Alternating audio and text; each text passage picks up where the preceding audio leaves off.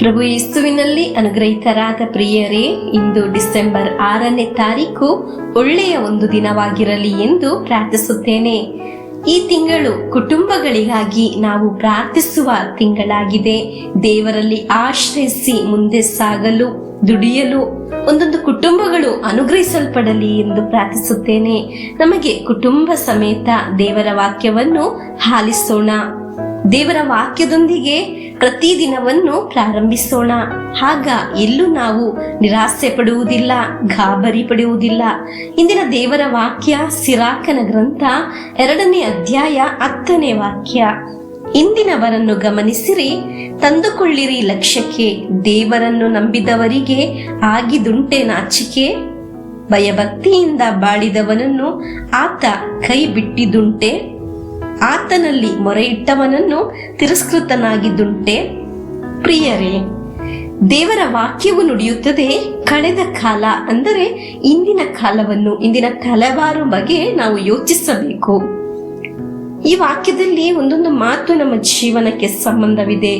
ದೇವರ ವಾಕ್ಯವನ್ನು ಆಲಿಸುವ ಪ್ರಿಯರೇ, ದೇವರಲ್ಲಿ ಆಶ್ರಯಿಸುವ ನೀನು ನಾಚಿಕೆ ಪಡಬೇಕಾಗಿ ಬರುವುದಿಲ್ಲ.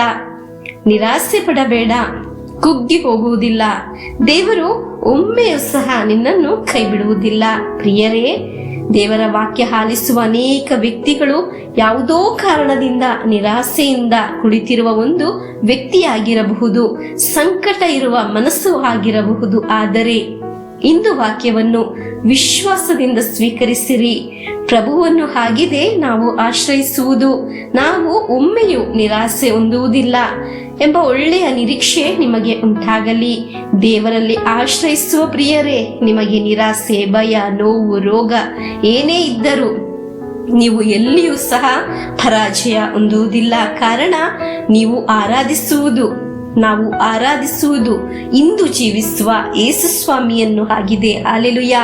ನಮಗೆ ವಿಶ್ವಾಸದಿಂದ ಹೇಳೋಣ, ಪ್ರಿಯರೇ, ನಾನು ಪ್ರಭುವಿನಲ್ಲಿ ಆಶ್ರಯಿಸುತ್ತೇನೆ. ನನ್ನ ದೇವರಲ್ಲಿ ಆಶ್ರಯಿಸಿ ಈ ದಿನವನ್ನು ಪ್ರಾರಂಭಿಸುತ್ತಿದ್ದೇನೆ. ನನ್ನ ದೇವರು ನನ್ನ ಪ್ರಾರ್ಥನೆಯನ್ನು ನಿರ್ಲಕ್ಷ್ಯ ಮಾಡುವುದಿಲ್ಲ. ಪ್ರಿಯರೇ, ನಮಗೆ ಪ್ರಾರ್ಥಿಸೋಣ. ಪ್ರಭುವೇ, ನಾನು ನನ್ನ ಕುಟುಂಬ ಈ ವಾಕ್ಯವನ್ನು ಸ್ವೀಕರಿಸುತ್ತೇನೆ. ನಿಮ್ಮನ್ನು ಮಹಿಮೆ ಪಡಿಸುತ್ತೇವೆ, ಆರಾಧಿಸುತ್ತೇವೆ. ಈ ವಾಕ್ಯದಲ್ಲಿ ನಮ್ಮ ಎಲ್ಲಾ ಕಾರ್ಯಗಳನ್ನು ಸಮರ್ಪಿಸಿ ಪ್ರಾರ್ಥಿಸುತ್ತೇನೆ. ಪ್ರಿಯರೇ, ನಮಗೆ ಪ್ರಭುವಿನ ಆಶೀರ್ವಾದವನ್ನು ಸ್ವೀಕರಿಸೋಣ.